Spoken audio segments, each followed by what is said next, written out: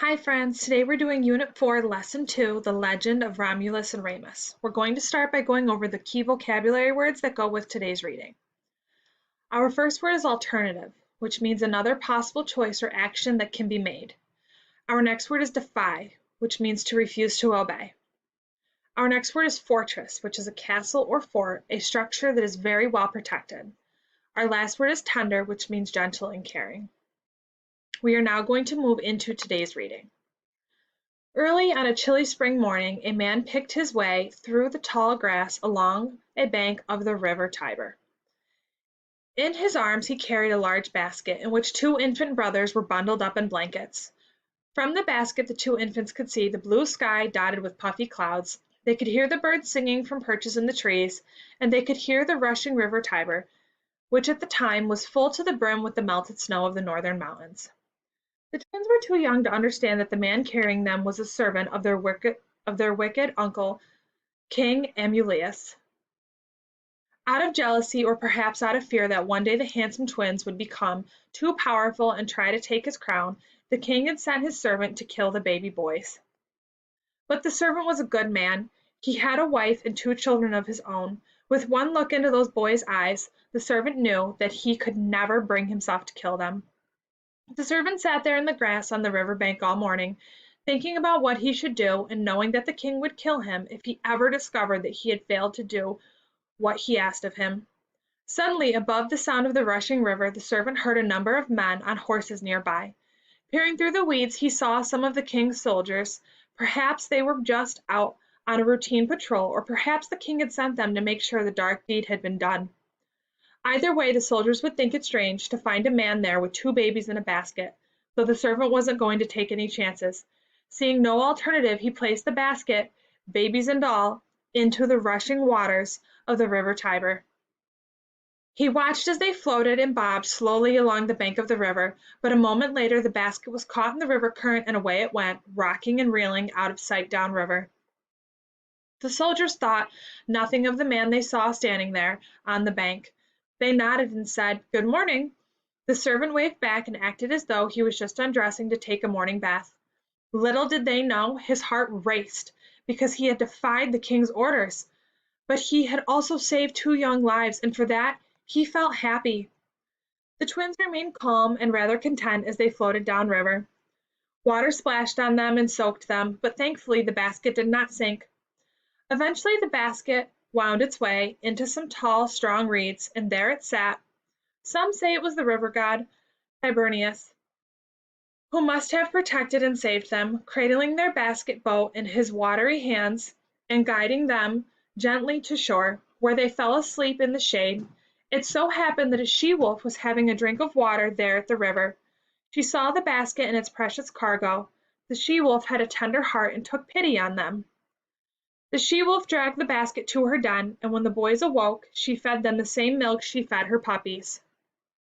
The twins remained in the den for a few days, until finally the wolf saw a shepherd leading his flock of sheep down to the river. When the shepherd saw the she-wolf, he instinctively held up his staff to warn the wolf that he was ready to fight to save his sheep. But the wolf was not interested in his sheep on this day. Instead, she dragged the basket closer to the shepherd and then darted away. Puzzled, the shepherd went up to the basket, saw the handsome baby boys, and decided to take them home. What does this legend have to do with Rome, you ask? Well, these twin brothers were named Romulus and Remus, and they became quite famous. They were raised by the shepherd, and they grew up to be shepherds themselves. When the boys grew older, they decided to find their homes. When they found out that King Amulius had tried to have them killed, they got their revenge by fighting and overthrowing him. The legend of Romulus and Remus was very important to the ancient Romans, and later to the history of the country of Italy. The fact that the she-wolf did not try to harm the boys, but instead saved them and took care of them like her own pups, is a favorite part of the story. Ancient Romans decorated some of their buildings with statues and other types of artwork depicting this famous she-wolf and the twin brothers.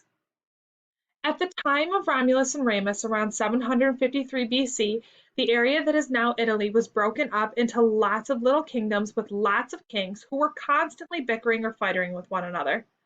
Romulus and Remus had enough of those other kings, so they set off with some friends to build their own city near the river Tiber, where they had once been rescued by the she-wolf. Can you guess what the city was named?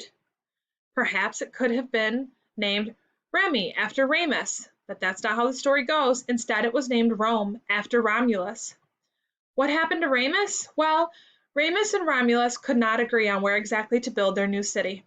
They agreed that they needed to build it on a hill. There are 7 large hills in the area that is now Rome. Remus wanted to build the city on one hill, but Romulus wanted to build it on another hill. They bickered for a while and then decided to ask the gods for help. Each brother went to his preferred hilltop and waited for a sign from the gods.